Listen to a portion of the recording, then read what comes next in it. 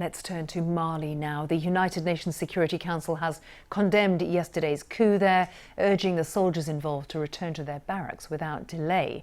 But the soldiers who ousted President Ibrahim Boubacar Keïta say, in fact, they plan to set up a civilian transitional government and hold new elections. They made an address on television. Here's an excerpt. L'horreur est devenue le quotidien du Malien. Horror has become the daily life of the Malian people.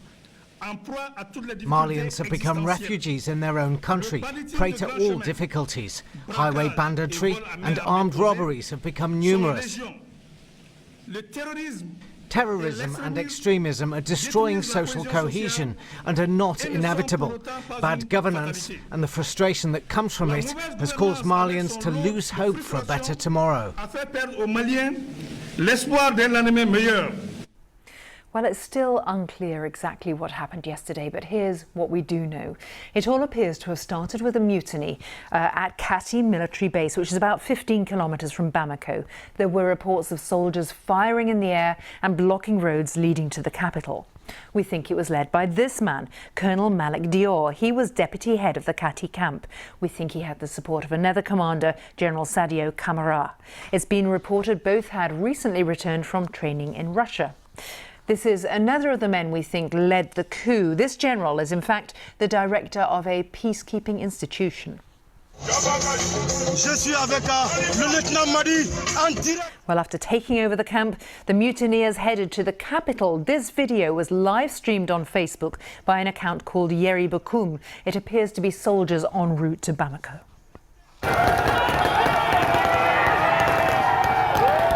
Once there, they were cheered by crowds who'd gathered to demand the president's resignation.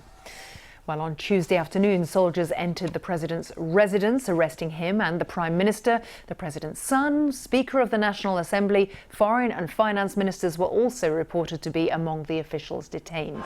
This is footage of them being taken away. We think they were taken back to that Kati military base. And later that night, we had this message. Si aujourd'hui,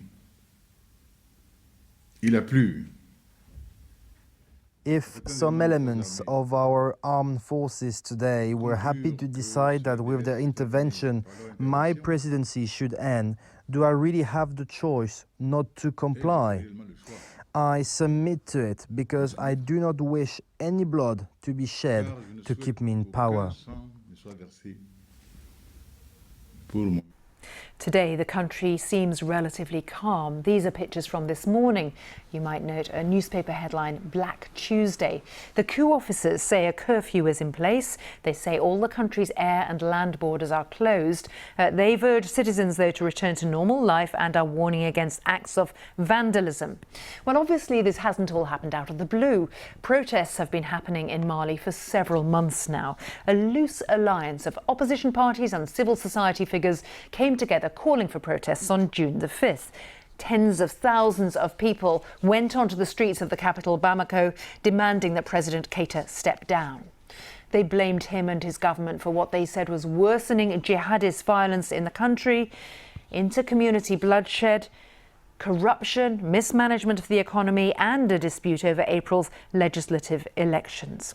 Well, the crisis escalated, and in early July, 11 people were killed by security forces during anti-Keïta rallies. Later in the month, the opposition alliance rejected a plan to break the impasse put forward by the 15-nation regional bloc ECOWAS to set up a unity government. This is what the opposition have been saying about the coup today.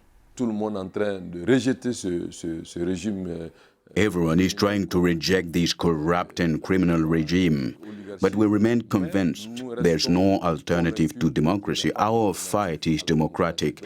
We have been protesting against the president democratically since the 5th of June.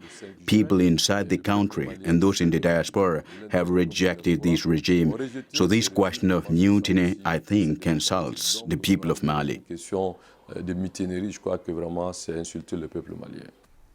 The international reaction to the coup has been largely negative. As we mentioned, the UN Security Council has just released a statement condemning it. Mali's also been suspended from the African Union. Both bodies have called for those detained to be released. Mali's former colonial ruler, France, was also quick to condemn the detention of the president. The French foreign minister urging soldiers to return to barracks. And the US Secretary of State, Mike Pompeo, tweeted the US strongly condemns the August 18th mutiny in Mali. We join our international partners, including the Economic Community of West African States and the African Union, in denouncing these actions. And this is what the European Union said. The events in Mali are of deep concern and can have a destabilizing impact on the entire region and on the fight against terrorism. Well, let's take a look at this from the lead presenter of the BBC's Newsday.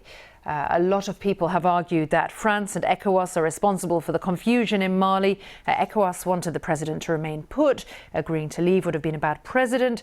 France's heavy involvement in Mali's security issues has drawn mixed reaction.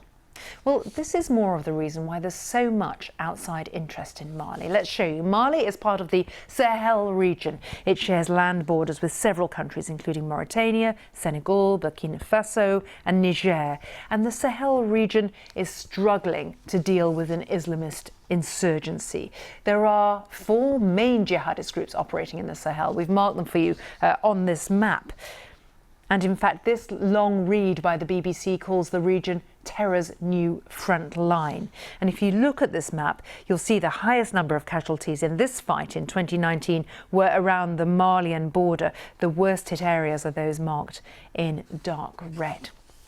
Let's get some more perspective from Beverly Ochieng from BBC Monitoring. She joins me now. Beverly, we've put quite a few of the facts there. Well, what we know out there, there's obviously a fear by many states that there could be a power vacuum emerging here, and jihadists tend to take advantage.